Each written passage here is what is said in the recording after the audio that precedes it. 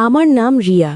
আমার বিবাহ শুক্লপক্ষে সম্পন্ন হয়েছিল এবং অমাবস্যার পর থেকে এই পক্ষের সূচনা হয়। আর এই পর্বেরই সুযোগ নিয়ে আমার শাশুড়ি আমার স্বামী ও আমার সাথে যা করেছিলেন তা শুনলে আপনারাও অবাক না হয়ে পারবেন না। কারণ আমাদের ফুলশয্যার রাতে শাশুড়ি আমার স্বামীর কক্ষে প্রবেশ করে আমাকে ঘর থেকে বাইরে পাঠিয়ে নিজে ঘরের দরজা ভেতর থেকে আটকে দিয়েছিলেন। শ্বশুরবাড়িতে পা রাখার প্রথম দিনেই শাশুড়ির এমন অদ্ভুত আচরণে আমার মাথা ঘুরে গিয়েছিল। ফুলশয্যার রাত নিয়ে প্রত্যেক মেয়ের মনেই অনেক আশা আর স্বপ্ন বোনা থাকে, কিন্তু আমার সেই রাতটিকে আমার শাশুড়ি নষ্ট করে দিয়েছিলেন। আমি এটা ভেবে হতবাক হয়েছিলাম যে তিনি একজন মা হয়ে কি করে এমন কাজ করতে পারলেন। আমার জীবনের এই সত্যি ঘটনা আপনাদেরও গভীরভাবে নাড়া দেবে। আমার বয়স তখন ২৪ বছর।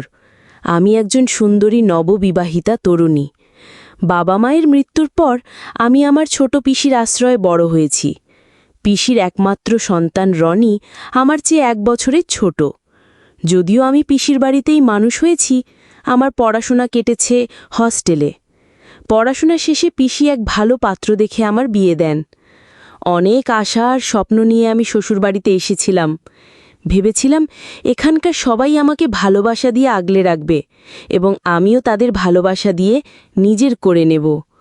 কিন্তু আমার ভাগ্যে ঘটেছিল ঠিক তার উল্টো। বিয়ের পর প্রতিদিন রাত হলেই আমার শাশুড়ি আমার ও স্বামীর ঘরে ঢুকে আমাকে ঘর থেকে বের করে দিয়ে ভেতর থেকে দরজা বন্ধ করে দিতেন।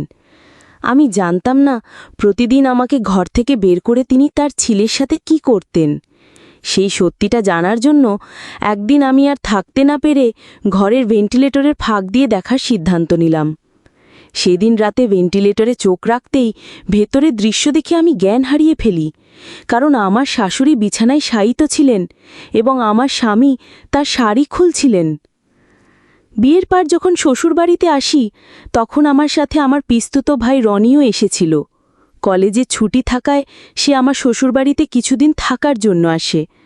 রনি আমাকে নিজের বোনের মতোই ভালোবাসত ও সম্মান করত।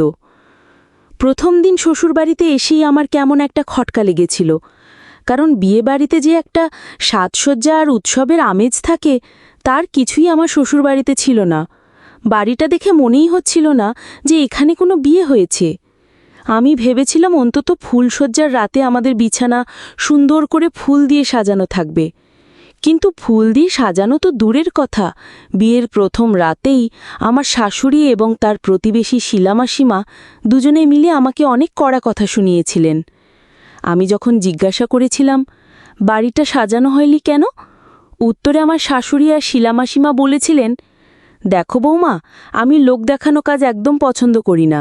এইসব বাড়ি সাজিয়ে কোনো লাভ নেই, বরং তুমি এখন থেকেই সংসারের দায়িত্ব কাঁধে তুলে নাও।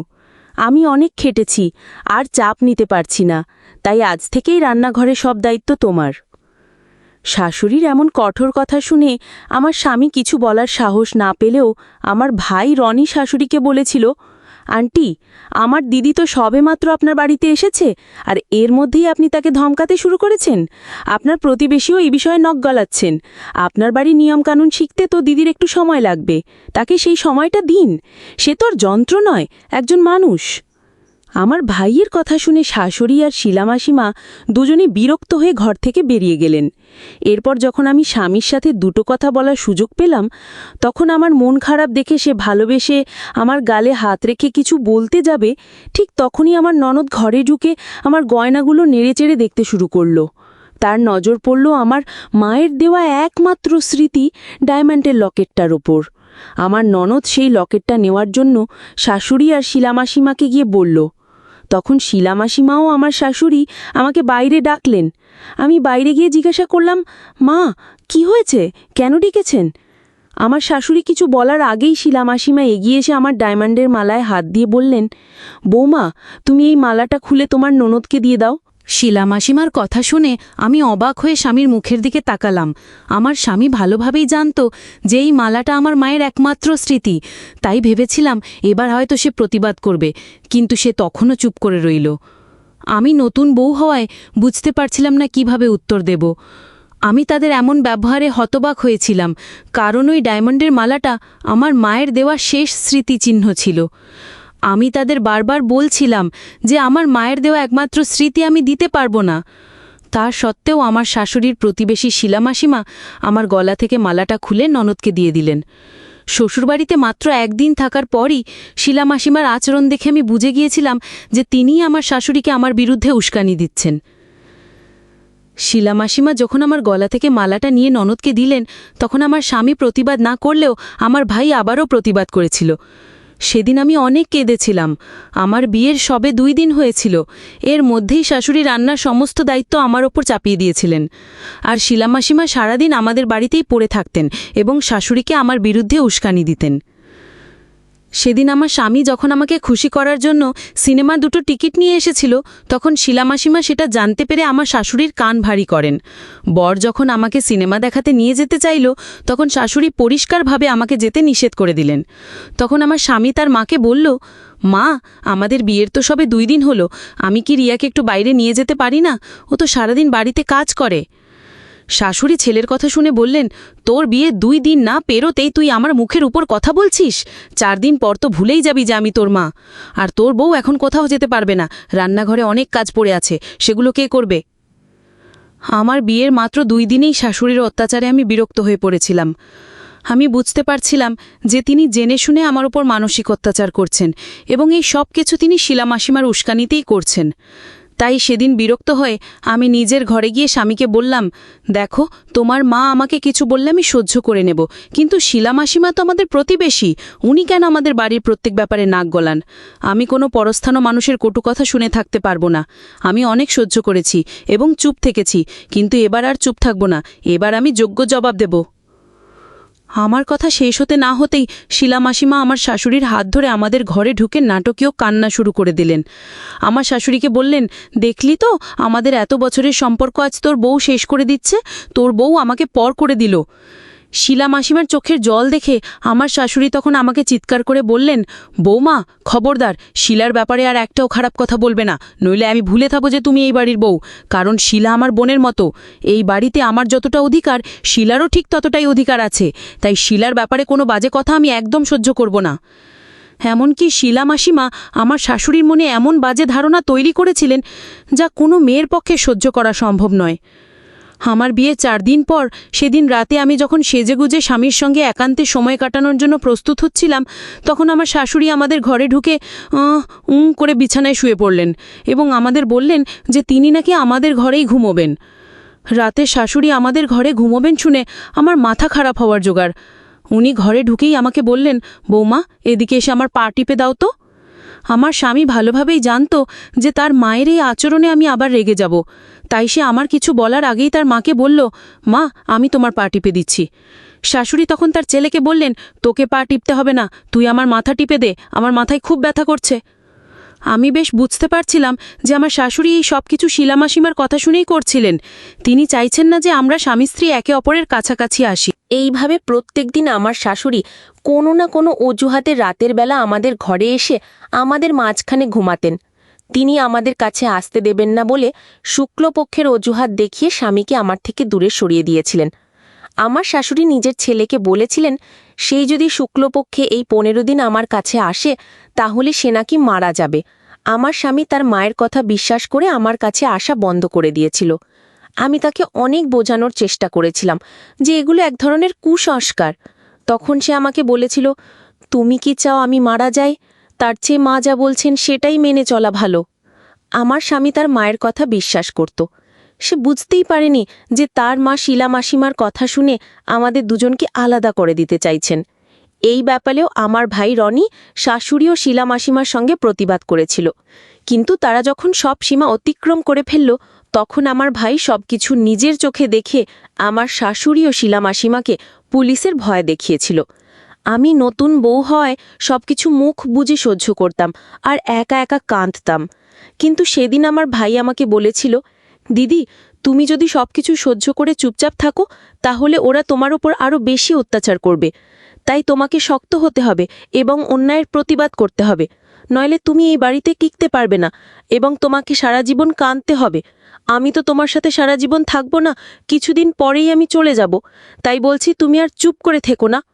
ভাইয়ের কথা শুনে আমিও মনে মনে প্রতিজ্ঞা করলাম যে শাশুড়িকে সঠিক পথে আনবই, কারণ আমাকে তো সারা জীবন এই বাড়িতেই থাকতে হবে, তাই অন্যায়ের বিরুদ্ধে প্রতিবাদ করতেই হবে। তারপর সেদিন আমি যখন রান্নাঘরে রান্না করছিলাম তখন আমার শাশুড়িও সেখানে ছিলেন। সেই সময় শিলা মাসিমা বাড়িতে ছিলেন না। আমি সুযোগ বুঝে শাশুড়িকে বললাম, মা, আপনি শিলা মাসিমাকে এত ভয় পান কেন? কেন আপনি ওনার কথা মতো চলেন? আমার তো মনে হয় এই বাড়ির আসল কর্ত্রী শিলা মাসিমা। এমন কি আছে যে আপনি তার কথা মতো কাজ করেন? আমার শাশুড়ি তখন রেগে আমার দিকে কটমট করে তাকিয়ে বললেন, বৌমা, তুমি এসব কি আজে বাজে কথা বলছো?